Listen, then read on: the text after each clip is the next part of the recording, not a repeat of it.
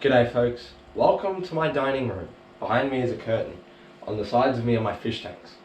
And that's what the buzzing noise in the background is, if there is any, and I apologise for that. On the table in front of me, I've got an old fishing rod, a decently old reel, I've got a spool of 10-pound monofilament, and I've got some scissors.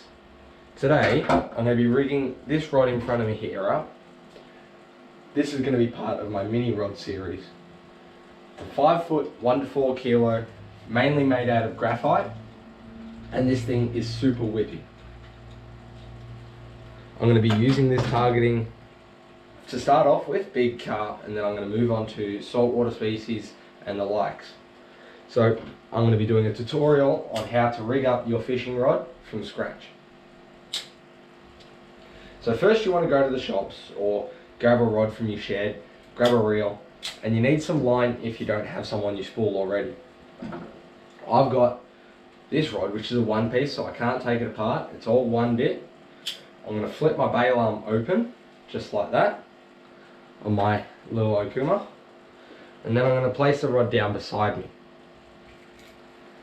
Now, I'm going to grab my line, and I'm going to feed the line through the very top of the rod up this end, away from the reel, because when you thread it through the bottom, that's when you have your line on. To attach the line to your spool, you have to thread it down through the eyes. You don't have to thread it through all of them all of the time, but it helps.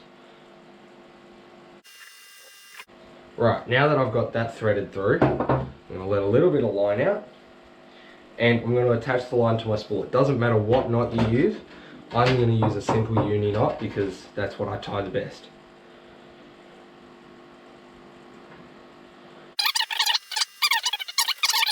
So, and just tighten down, and that line is now attached to the spool. And the scissors are for nothing more than trimming the tag ends. Now my line is attached to my rod, and it's pretty simple what you do from here. You'll grab your line, untangle it from your rod, you'll pinch the line between your hand, and you'll start reeling.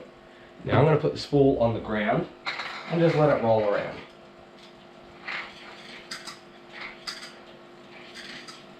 As I said, this is going to be part of a mini rod series. This is a very lightweight, very whippy rod, and it's only 5 foot tall, so it's honestly not much smaller than me.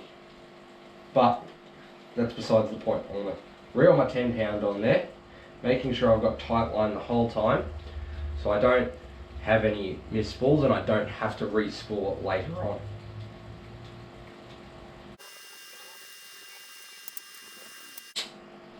Right, I've spooled my line on, and I think I might have just over-spooled it, so the line is coming off the reel when I'm not pulling on it.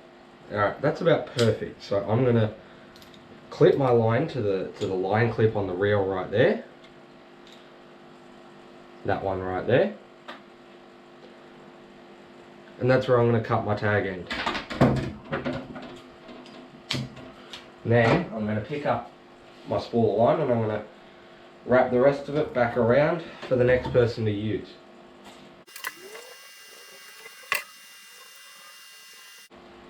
And now my line's wrapped back around my spool, I can take a look at how much line I've put on that spool.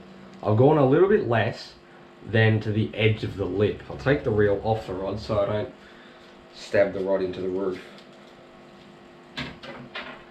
I've gone just below the edge of the lip because that's where it started to overspool and the line started coming off, and that'll create tangles if you let it come off just like that. You want the line to be able to come off smoothly but not rapidly. And that's rigging my rod up. This rod is now ready to fight, hopefully, whatever I put in front of it. Hopefully I don't snap it because it is a very light rod. I reckon I could almost bend that right the way around. It is a very, very light rod.